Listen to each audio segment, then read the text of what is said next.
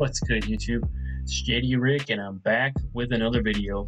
I know it's been a while, but we're back here on NBA 2K21 Next Gen, and I know it's not the most lit game for some people at this point.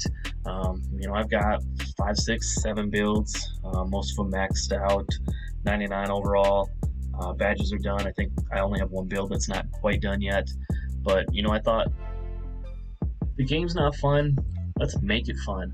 So I did what I did every year, and I set out to create a short build that I could have some fun on, take to the rec, take to the park, get some clips, just something fun. So we made the man, the myth, the legend, Spud Webb.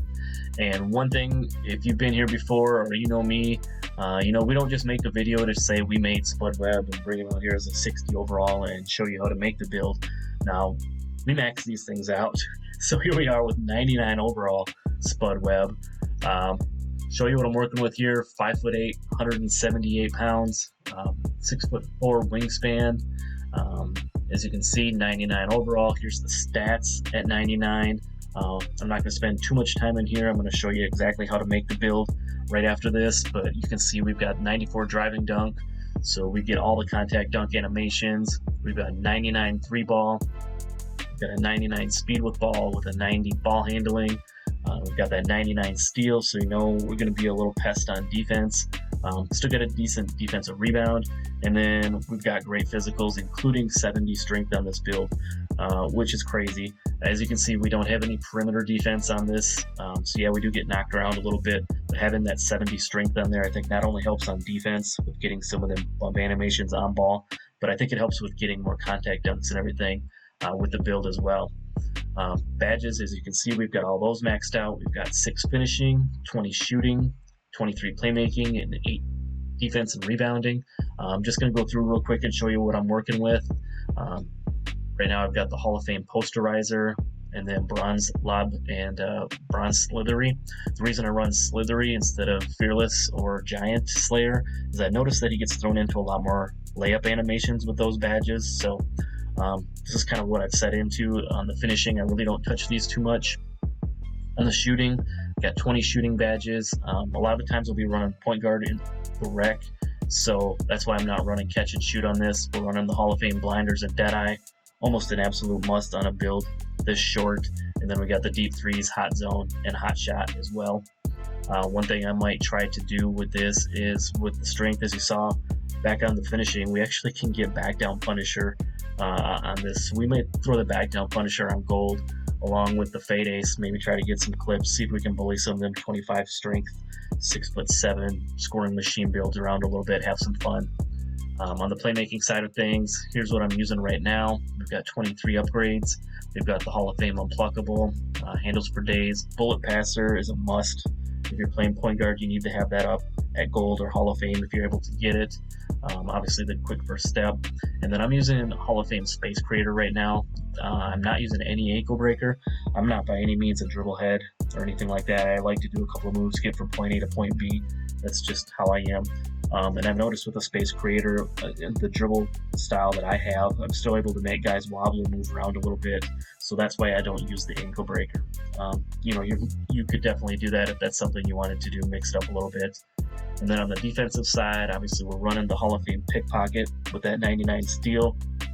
And then we're also running Silver Interceptor.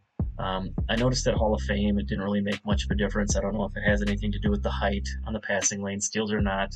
But we're running Silver Interceptor, and then we're running Bronze Box and Rebound Chaser. The reason for that is even if I can't get to a rebound, even having Bronze Box on here, it helps me hold that position. And if I can't get the rebound, it may help my teammate get the rebound. And then with the Rebound Chaser, what I noticed is sometimes even if I would box a guy out or get position, I wouldn't necessarily attach myself to the rebound. So putting the Bronze Rebound Chaser on there, I've noticed that those rebounds, you do attach yourself more to the ball, or your player will even get drugged to the ball a little bit more. So that's why we're running that. So as you can see, we've got this bad boy maxed out here. We've tatted out the rec as you saw in the intro. We've got some fun clips with it. I plan to do more with this build itself. If you want to see the takeovers real quick, you'll see that when we get into the builder. But Obviously, you can see here we're running spot up precision, and finishing moves. This is all personal preference for you, but yeah, I've been having a ton of fun with this build. If you're not having fun on next gen, make a build like this. Make a short build. Make an off-the-wall build. Make something completely different that you're not used to, and challenge yourself a little bit. Trust me, it'll make the game a lot more fun. So let's get into the build, and I'll show you how to do it. All right, so let's get into the build itself. Obviously, we're going point guard. To be able to make a build this short, you have to go to the point guard position. We're going right-handed, and we're going jersey number 4, just like Spud Webb. We're going 5'8". As I mentioned before, if you go 5'7", the driving dunk starts out at 87, which means it'll max out at 91. It'll still unlock all of the contact dunk and contact alley-oop animations for you at 90, but you have to have a 92 driving dunk in order to unlock the Hall of Fame posterizer. And that's something I wanted on this build, just to be a little bit different. So that's why I went 5'8". We put the weight up on this. We went 178 on this build. You could go minimum weight if you want. It doesn't affect the speed, acceleration, or the speed with ball. It's still 95 if you put the weight up on this build. But I wanted to have the extra strength. I think with a build like this, I wanted to have the strength just for the contact dunks themselves. I think having that little bit of extra strength helped out with that. Maybe I'm wrong, maybe it's just me, but also without having that perimeter defense, I wanted to have a little bit of extra strength too, to be able to get some of them bump animations if I was playing on-ball defense. So that's why I did that. We're going max wingspan, which is 6'4" on this build, and then obviously the body type is completely up to you. Now for the finishing, we went all the way up on the driving dunk, and you don't have any standing dunk, so we went up on the post control, and then on the layup we went up to 78, which gave us the 6 finishing badges.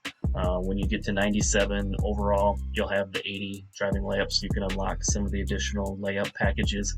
Layup is another one of them attribute things that's kind of heavily weighted, so that's why I didn't go all the way up on the layup and I went up on the post control, because had I gone all the way up on the layup, it would have thrown the stats off a little bit. Same thing down here with the shooting. I'm going to max out the 3-ball to 95, but with the mid-range, instead of maxing that all the way out, I'm actually only going to go up to 80 on the mid-range, and then I'm going to take the free throw up to 85, which is, as you can see there, just enough to get me 20 shooting badges. More than enough. Again, I wanted this player to be viable on offense. Yes, I want to have some fun with it and everything too, but I still want it to be usable, because I like to use these short builds, in the rec, in the park, whatever, online. So for me, that's why I went that route. Speed with ball, we put all the way up.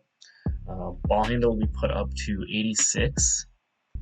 And then the pass accuracy, we put up to 85, which was just enough to give me that 23 playmaking badges. Again, more than enough. You can change things around if you don't think you need as much shooting and you want more playmaking or you want more finishing. That's something you could definitely do, but this is how I made the build to suit me.